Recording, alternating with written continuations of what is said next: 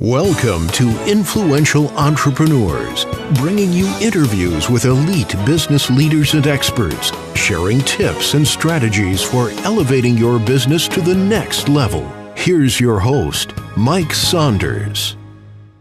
Hello and welcome to this episode of Influential Entrepreneurs. This is Mike Saunders, the Authority Positioning Coach, and today we have with us Chris Sparks, who is the founder of the Forcing Function. Chris, welcome to the program. Hey, Mike. Hey, guys. Thanks for having me. Hey, so before we get into your days of professional poker playing and being the top-ranked poker player in the world currently and then, and how it relates to business, I want to ask, what is a forcing function? I know it has to do with efficiencies, but I love unique names, and that is one. So give us a little background of the forcing function. Sure. So the forcing function comes from both mathematics and design. In the design area, it's bringing one's attention to something, to force one's consciousness. It's a core belief of mine that if you bring your awareness to something, it will automatically improve. And that a forcing function is something that you put in place that shapes one's behavior. And so that's both what I look to enact, where I am creating systems and habits which allow entrepreneurs to do what they want to do more effectively, but I also act as that forcing function as I force their attention upon the important things. Perfect. Yeah, I love when we can bring applications from other industries into business. So let's talk about a little bit about poker, your background there. You are currently or have been a professional poker player? That's right. Yeah, I've been playing on and off for about a decade now. I've played millions of hands online. I've played in some of the largest games around the world. I was once ranked in the top 20 in the world. I wouldn't place myself there, but I still do extremely well. And yeah, a lot of my mental models come from that era and from that experience of how can you do something that millions of people are trying to do better and rise to the top, differentiate yourself, have more discipline, put yourself in the right position to succeed. I think that there is a wealth of knowledge for any entrepreneur from the world of poker. So I always say, if you want to learn a lot about someone, just sit across from them for 10 minutes at a poker table, and you'll learn everything you need to know. That's awesome. So I want to get into your system for peak performance, but let's pick just like one example from the world of poker. What is an example of a strategy in poker that would make its way and apply in an entrepreneurial business strategy? Sure. Super easy one. This is usually referred to in entrepreneurship as product market fit. It could be founder market fit, etc. But the concept here is making sure you're sitting at the right table. So you're playing in person in a casino. You can only sit at one table at a time. And so the biggest differentiator for your rate of return as a poker player is your ability to play in the best possible games. That if you put yourself at the right table, say, even if you're not very good, let's say you're a little leaguer, but you're playing in a T-ball league, you're going to do very well, right? But even if you're a very good player, but you're constantly playing in games where you're outmatched, no matter how skilled you are, if your competition is more skilled, you won't do well. So that extends as an entrepreneur to picking a niche where you can be number one, where you personally have an advantage. You have the interest and ability to stand out from the competition. So I'm always thinking about that intersection of the Venn diagram of what am I very good at? What is the market value? What do I enjoy enough that I will put up with being bad at for years so I can get to the point that I could be one of the best? And I find that when entrepreneurs are having quote unquote productivity, motivation, procrastination issues, it's usually because one of those three dimensions is missing. That they're doing something they don't enjoy, then they're doing something they aren't good at, or they're doing something that the market doesn't value. Where if you're at the right table, everything else takes care of itself. We could unpack that for hours on end, but that really is a great example of the two industries.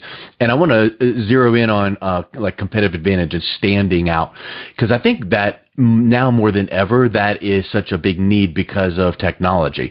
So back in the day, you would, just hypothetically say you owned an appliance store in town and you were the only one, so you don't really need to stand out and have amazing customer service because that's where you go to get your appliances. Well, now it's on every, these appliance stores can be down the street, 10 per town, but more importantly, online. So when you're working with entrepreneurs as a peak performance coach, you have to personally stand out from other people because you're not the only one that came up with this system of peak performance. So tell us a little bit about your system and why it's different than other coaches that might talk about, I can help you with improving your efficiencies and peak performance. Absolutely. So when I think a lot of people think about improving performance, let's take one dimension such as time. They're thinking in terms of maximizing capacity or maximizing efficiency, right? So with time, that would be, I want to get more things done in less time. I'm more efficient. Or I want to have more time in the day in order to work, increasing capacity. And those are all well and good, but I think the dimension that many people in the space ignore is, are you doing the right things? Yeah. Right? So if you want to become the best in your field, there are instrumental steps in order to reach that goal, and there is a most direct path in order to get there. And the best way to utilize your resources is to make sure that any given time you are doing the most important thing. And so this framework around bottlenecks, identifying what is most limiting us towards our goal, identifying the points of leverage along the way where we can have maximum output for the least input, and then installing feedback loops where we can identify whether our efforts are leading towards our goal, whether it's tracking correctly, whether setting this process in place where we automatically continuously improve, right? That is the key to success in anything, is having a system in place and that we are automatically and continuously improving. I think that's what differentiates my system from a lot of people in the space is I want people to work less, not more, but on things of higher average importance. And the big role that I or any coach can play is casting a mirror, right? Having a light shed on invalidated assumptions as far as these are the most important things you should be doing towards your goal, and acting as that forcing function to ensure that that becomes the default primary action every day. Yeah, and it sounds like through all of that, you can have the outside influence like yourself helping someone notice those things. But then at some point, you're like the dad running his kid down the street with the training wheels off for the first time going, okay, you got this, go. So what do you do with the client once you've kind of got some things started, and they then have to start doing some touch points and check in and have that awareness to make sure that they are staying on the right path? Yeah, absolutely. I mean, the first place I always start is reinstalling what has worked well for them in the past. Yeah. So there's always low-hanging fruit. It's good to have some early wins in order to build on, start creating some momentum. I'm trying to strip down the number of things they would like to achieve to the critical few, and then creating a plan to reach those, and then regularly checking in on those metrics along the way, make sure that the actions we're taking are tracking towards those goals. And usually I'll go through a restructuring of their day to make sure that the top things remain top of mind, that they're getting the space that they deserve. The process beyond that is pretty customized as far as everyone has their own idiosyncrasies, their own limiting beliefs, blockages, interruptions, distractions, etc. And at a high level, what I'm doing is making the things that they want to do the default, i.e. easier to do, and the things that are getting in the way of that. So if it's a top priority, even the number 2 and number 3 priority, because of opportunity costs, working on those come at the expense of number 1, identifying how to make those other distractions harder to do, less of a default, adding friction, etc. It's really creating a context in which success is inevitable, whether that's sculpting their environment, their information diet, their habits, their structure, who they're hanging out with, etc. There's a context which we can create, which we can achieve anything. And it's really just an iterative process of putting ourselves in the situation where we can't help but do the things we want to do. So that's how I see my role, is to ensure progress on the important dimensions. So what do you say to someone that would say, productivity, I get a lot done, I'm good to go, there's no room for improvement, I'm a high performance, executive or entrepreneur. I feel like a lot of people would say, yeah, I'm sure I can improve, 0.01%, but I'm good to go. How do you shed a light on someone like that to say, that's great that you feel that way, but consider this? What are some questions or things that you would bring to their attention so that they might go, wow, I don't know what I don't know, and you just showed me this, and boy, there's some potential here for improvement. Yeah, I think you hit the nail on the head there. I mean, stasis is death, right? In this world, we continuously need to be growing, and the idea that we have it all figured out is a recipe for failure. So what I would usually do is I have a questionnaire that I lead all prospective people that I work with through, as far as here are all of the essential areas in my experience. I've spent quite a bit of time looking at what are the top performers across fields, what generalizes. I see my entire life as an experiment where I am constantly on the frontiers of performance and trying everything possible to see what has a return, what actually works. Here's a list of all the things that I've found in all my clients and all of my personal work and all my research that works. Which of these things that would you say you're doing? And the value there is I'm illuminating these unknown unknowns, things that they didn't know they could be doing, but should, right? I'm showing them the opportunity because of cognitive dissonance. So much of our cognitive resources are dedicated towards reassuring ourselves that what we're doing is just fine.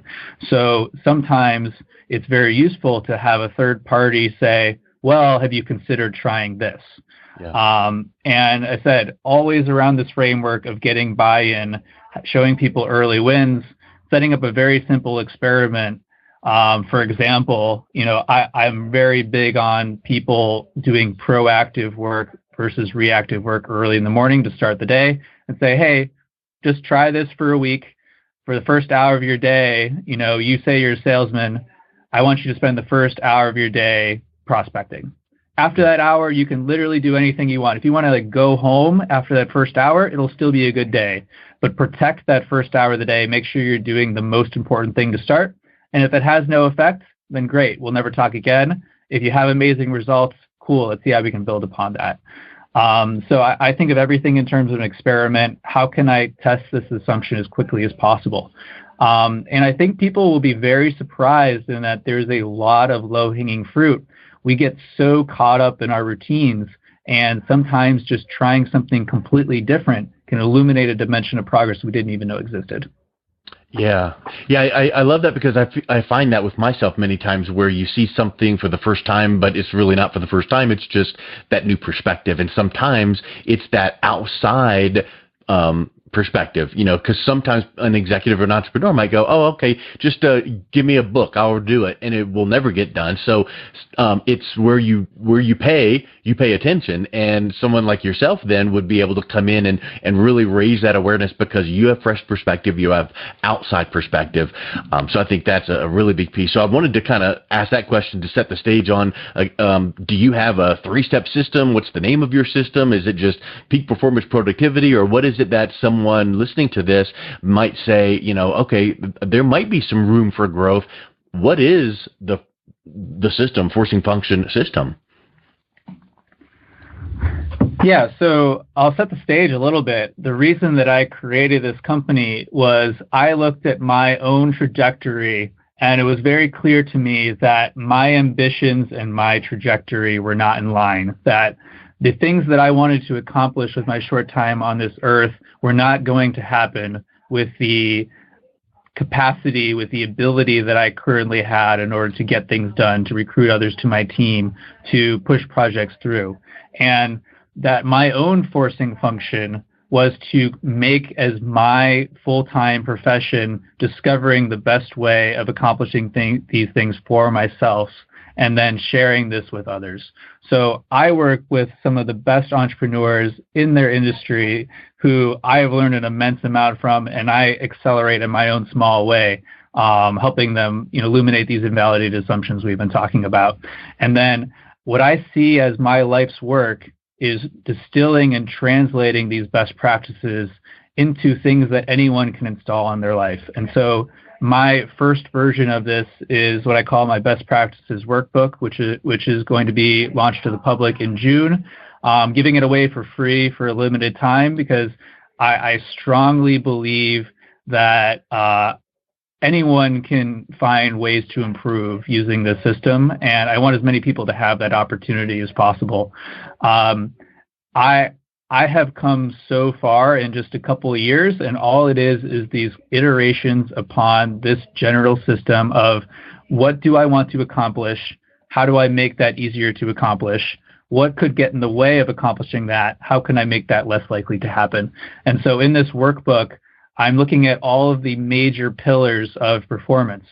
So the building blocks, what are the essential principles that anyone can need to know? How to set and frame goals, how to build systems, how to create habits and then package those into routines, how to prevent procrastination, right? Being a motivation engine. These are what I call the building blocks, where if you have these critical instrumental skills, you can shape your behavior in any direction you want. And then the second half of the book, I get much more tactical. So looking at how do you decide what the most important thing to do is in a given day, in a given year? How do you plan? How do you structure your time?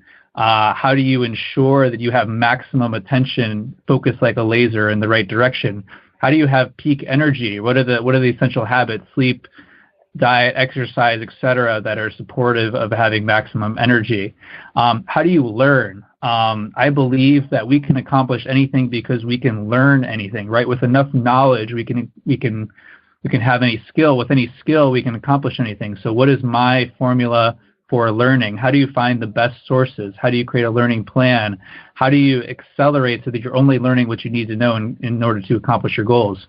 I more or less lay out my best practices there, and then have exercises where someone can reflect on their own life and set up these own experiments to accelerate progress there. That's more or less the system as I see it. I said this is a life's work for me. I would love to just try to push the human race forward an inch or two by sharing some of these things that I've learned with a wider audience. And yeah, I'd love for people to check it out, see if it's useful. Let me know. Said I'm giving it away for free, and I'm offering feedback and instruction for anyone who's willing to take a shot at it. That's excellent. So let's wrap up with what's the best place to pick up that free workbook. So my website for my business is theforcingfunction.com. So at the website, you can download a free copy of the Best Practices Workbook. It's theforcingfunction.com/workbook. You can also take the performance assessment that I mentioned earlier, where I illuminate what your current personal bottleneck is, where the biggest opportunity is for you in order to improve your own performance. That can be found at theforcingfunction.com/assessment. I can also be found on all the usual suspects as far as social media goes, Twitter, Facebook, etc. Instagram, that's at Sparks Remarks, SPARKS, and yeah, if anything I said today resonated, as you said in the beginning, I could go on this stuff forever. I mean, I'd love to have a deeper conversation. Please feel free to reach out. Well, Chris, thank you so much for your time. I just love this type of work because I'm a big fan of doing things well, efficiently, and if I do a task, how can I do it quicker, more efficiently, more automated maybe the next time? So I really enjoy that approach that you bring. So thank you so much for that gift of the workbook, and I'll make sure I have the link in the show notes as well. And thank you for coming on the show today. Thank you so much, Mike. I would just leave the audience with progress, not perfection. How can you go to sleep one step ahead of where you woke up. If you do that every day, you'll be in amazing shape. Thank you so much for having me on the show. It's been a pleasure, and look forward to continuing the conversation. Thank you, Chris. You've been listening to Influential Entrepreneurs with Mike Saunders. To learn more about the resources mentioned on today's show or listen to past episodes, visit www.influentialentrepreneurssradio.com.